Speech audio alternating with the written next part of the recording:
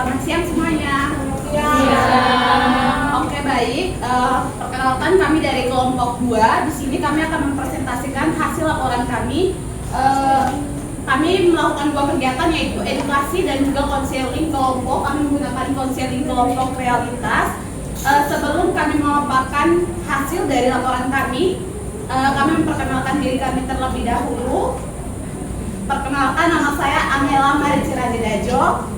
Saya Deni Maripong. Saya Saidina Ayu. Saya Maria Supriana Ikut. Saya Gabriela Luci. Saya Emang Musul Longdan. Saya Menti Sandro Sedlan. Saya Ignatius Pereira. Saya Adi Mukoda. Oke, baik. Tanpa berlama-lama, kita akan mendengarkan presentasi dari kelompok kami. Kepada pemateri pertama, saya persilakan. Baik, yang pertama sini kami akan membahas mengenai latar belakang. Jadi, pada umumnya masa remaja adalah masa perkembangan menuju kedewasaan. Pada usia 10 sampai 9 tahun, remaja mulai mencari jati diri, ingin mencoba hal baru, dan mudah dipengaruhi oleh teman sebaya. Karena itu, banyak remaja mulai mencoba perilaku berisiko termasuk minum alkohol. Nah, di Indonesia penggunaan alkohol pada remaja cukup tinggi, bahkan 70% pengguna alkohol dan narkotika berasal dari kalangan pelajar. Di NTT sendiri sekitar 32%. Di NTT sendiri sekitar 32% remaja mengonsumsi alkohol. Faktor penyebabnya antara lain rasa ingin tahu, pengaruh teman, pola asuh orang tua, dan lingkungan pergaulan. Nah, alkohol dapat berdampak buruk pada tubuh dan pikiran remaja, mulai dari pusing, sulit konsentrasi, gangguan emosi, hingga resiko kecelakaan. Konsumsi alkohol juga menurunkan kesejahteraan psikologis remaja, seperti kepercayaan diri, hubungan sosial, tujuan hidup, dan kemampuan mengatur diri. Oleh karena itu, dampaknya sangat luas. Penting bagi kita untuk mendorong pencegahan dan memberikan edukasi agar remaja dapat tumbuh siap membuat keputusan yang lebih baik. Dan komunitas yang kami pakai adalah Pemuda Malaka di Kos Kiamat Tenfui dan beranggota 6 orang.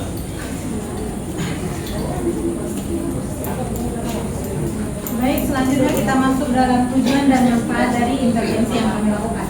Tujuannya yaitu untuk meningkatkan pemahaman tentang alkohol, meningkatkan kesadaran diri peserta, mengidentifikasi pola perilaku dengan konseling realitas dengan teknik WDEP, kemudian membuat rencana perubahan perilaku, dan membangun dukungan sosial yang positif. Yang berikut itu manfaat intervensi, yaitu peserta bisa memahami risiko alkohol, kemudian peserta mengenali faktor pemicu dan pola konsumsi alkohol, kemudian peserta mampu membuat rencana perubahan perilaku, serta tercipta dukungan yang sehat. Kemudian dilanjut pada teknik asesmen yang digunakan. Di sini kami menggunakan 2 teknik, yaitu teknik wawancara dan observasi. Pada teknik wawancara ini itu dilakukan secara langsung, di mana kami berdiskusi langsung dengan para partisipan. Tujuannya untuk melihat atau mengetahui bagaimana perilaku partisipan ini sebelum maupun sesudah mengonsumsi alkohol, kemudian mengetahui perubahan fisik yang mereka rasakan, kemudian melihat nih upaya apa yang telah mereka lakukan untuk mengatasi maupun mengurangi perilaku mereka dalam mengonsumsi alkohol. Yang kedua itu observasi. Nah, di sini kami mengamati secara langsung perilaku remaja dan interaksi mereka. Kemudian di situ tujuannya untuk memahami dinamika sosial di mereka, kemudian mengetahui pengaruh teman sebaya maupun keluarga, serta dampak konsumsi alkohol terhadap aspek psikologis mereka, sosial, dan juga emosionalnya mereka. Oke, baik. Di sini kita masuk ke definisi asesmen. Ini ada, setelah kami melakukan wawancara, ada beberapa hal yang bisa kami dapat. Yang pertama, mereka susah untuk berhenti minum itu karena adat dari NTT yang kental sekali dengan minuman beralkohol. Di mana pada saat mereka pergi ke acara, kayak dia punya teman ajak dia bilang ini minum, harga kita mau ini ada dari luar minum. Jadi kayak di dalam dia punya hati dia kayak tidak tegas sekali lah untuk menolak itu ajakan. Habis yang kedua, tadi dia punya emosional, dimana dia kalau kayak pikiran atau kayak mau kayak stres begitu, dia larinya sama alkohol, kayak dia mau cari kesenangan yang hanya sesaat begitulah. Habis yang ketiga itu karena dia punya teman sendiri, kayak duduk sedikit, kayak nganggur-nganggur begitu, langsung ya 10.000 pertama untuk beli 1 botol begitulah. Tapi ada juga dia punya dampak yang mereka rasakan, dampak negatifnya begitu, kayak muntah, mual, dan juga kayak pusing begitu. Mereka juga kayak kepikiran untuk mau berhenti, tapi karena itu sudah dari 3 hal itu tuh mereka kayak susah untuk berhenti. Dan observasi yang kami dapatkan itu ketika mengobservasi mereka itu ada yang jutek, pasang muka keram, dan mungkin yang kayak cuek lah dengan kita begitu. Habis ada juga yang beberapa yang ramah, kayak terima kita sekali begitu untuk melakukan wawancara, dan juga ada ya itu sekian dari saya, terima kasih. Yang betul yaitu masuk dalam pelaksanaan dari kegiatan konseling kami.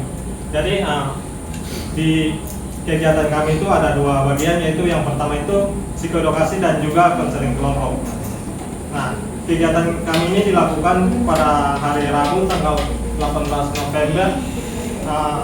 Itu dimulai pukul 7 malam sampai mulai jam 10 malam, 7 malam sampai jam 10 malam.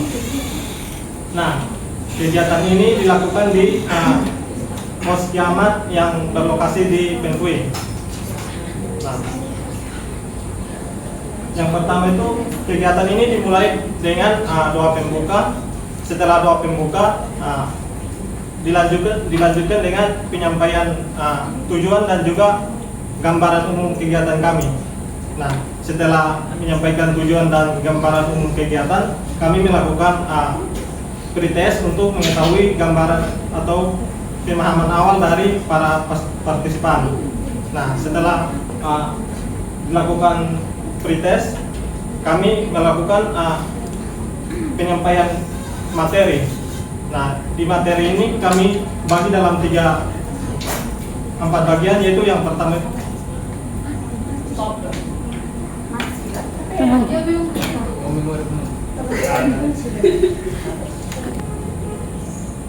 baik. Jadi di bagian bagian penyampaian materi itu ada 4 bagian, yaitu yang pertama itu ada bagian pengertiannya. Kami sampaikan pengertian dari perilaku mengkonsumsi alkohol. Yang berikutnya itu faktor-faktor yang mempengaruhi, terus ada dampak dari perilaku tersebut, dan juga strategi yang harus dilakukan untuk mengurangi perilaku tersebut. Nah, setelah penyampaian materi, kami melakukan post test untuk perbandingan pengetahuan mereka setelah sebelum dan sudah dilakukan penyampaian materi. Setelah itu kami istirahat sekitar 10 menit, kemudian dilanjutkan dengan konseling kelompok. Nah, konseling kelompok ini dilakukan kepada ke-6 partisipan. Nah, menggunakan pendekatan WDEP, pendekatan netralitas dengan teknik WDEP. Nah,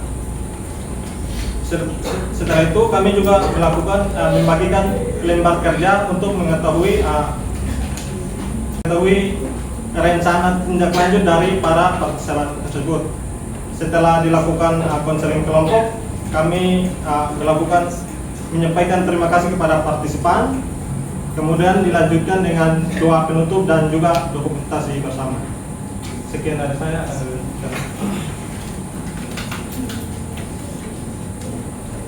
Baik, berikut yaitu hasil dari psikoedukasi yang kami lakukan. Nah, keberhasilan dari kegiatan psikoedukasi yang kami lakukan itu dilihat dari pengetahuan peserta mengenai dampak dan strategi pengelolaan perilaku mengonsumsi alkohol mereka yang diukur melalui hasil pretest dan cross test. Nah, sebelum diberikan materi itu, partisipan kurang memahami dampak konsumsi alkohol, terutama dampak psikologisnya. Dan mereka juga belum mengetahui strategi yang tepat untuk mengelola perilaku mengonsumsi alkohol mereka. Namun setelah diberikan materi, peserta menunjukkan peningkatan pemahaman yang signifikan mengenai dampak alkohol dan strategi untuk mengelola perilaku alkohol mereka. Hal ini termasuk pemantauan diri, reinforcement positif, dan perjanjian dengan diri mereka untuk apakah mereka mau minum atau tidak. Nah, hal ini menunjukkan bahwa psikoedukasi yang diberikan itu efektif dalam meningkatkan pemahaman dan kesadaran partisipan dalam mengelola perilakunya secara lebih tepat. Nah, hal ini dilihat dari pretest yang awalnya nilainya sebesar 46,67 dan saat proses itu nilainya 90. Sekian dari saya.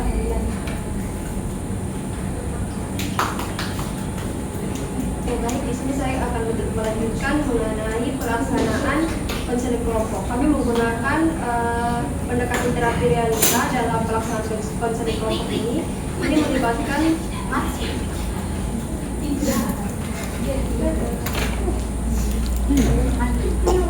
melibatkan anak pemuda dengan permasalahan perilaku minum alkohol. Pada fase 1, seluruh anggota berhasil mengidentifikasi tujuan hidupnya, terutama terkait penyelesaian kuliah dan akademik. Pada fase 2, terungkap bahwa beberapa anggota meyakini minum alkohol membantu mereka membangun relasi sosial sehingga dianggap mendukung tujuan mereka. Keyakinan ini diuji dalam fase evaluasi, di mana konselor membantu mereka menilai apakah perilaku tersebut benar-benar selaras dengan tujuan yang ingin dicapai. Melalui diskusi, mereka menyadari bahwa konsumsi alkohol justru mengganggu kesehatan, fokus belajar, produktivitas, serta keuangan mereka. Kesadaran ini menjadi dasar untuk melakukan fase planning, di mana seluruh anggota menyusun rencana yang konkret dan realistis untuk mengurangi konsumsi alkohol. Untuk mengurangi konsumsi alkohol, mengganti aktivitas nongkrong dengan kegiatan produktif, serta membuat target akademik mingguan. Konseling ditutup dengan komitmen bersama untuk saling mendukung dalam menjalankan rencana perubahan tersebut.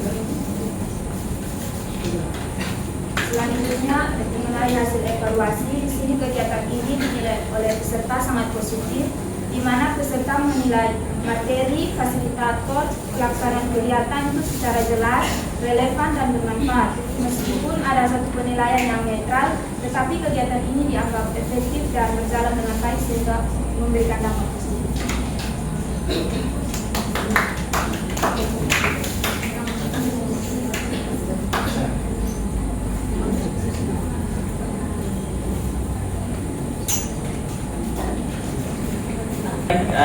Dari dua kegiatan kami, psikoedukasi dan konseling kelompok, ada beberapa kendala atau tantangan, diantaranya keterlambatan peserta dan pelaksanaan. Saat kegiatan hari H, kami pelaksana kegiatan sudah kumpul semua, tapi anggota dong kita masih cari satu-satu, keliling cari satu-satu kasih kumpul. Yang kedua, untuk konseling, saat sesi konseling itu kurang terbuka, karena mungkin dong baru pertama ikut kegiatan konseling juga, jadi mereka kurang terbuka. Yang berikut, gangguan suara lingkungan, karena mengingat kita di lingkungan kos-kosan, jadi ribut kiri kanan. Terus yang berikut, tidak ada lagi.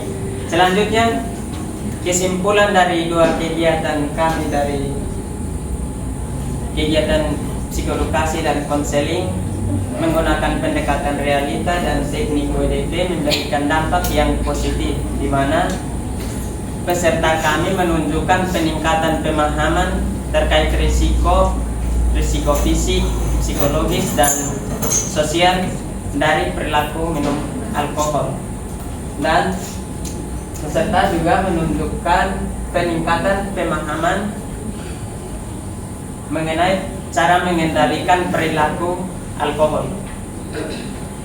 Nah, melalui evaluasi diri, peserta mampu mengidentifikasi ketidaksesuaian kebiasaan minum dengan tujuan hidup, lalu merancang rencana perubahan yang konkret.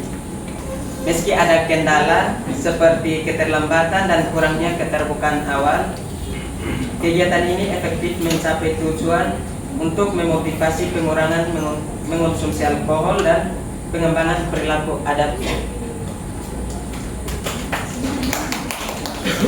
Oke, baik.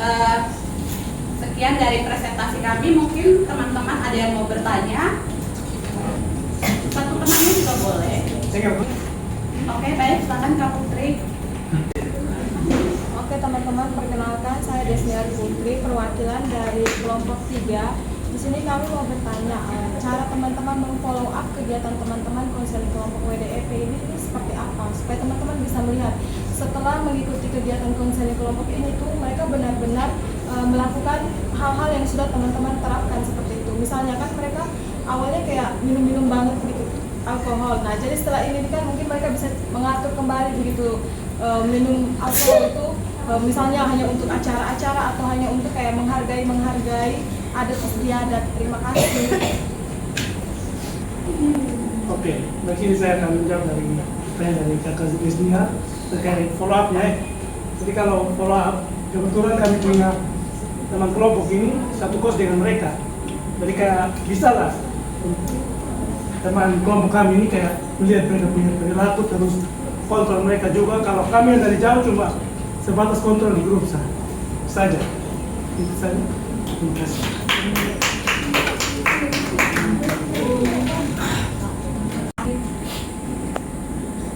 Apakah bisa diterima, Kak?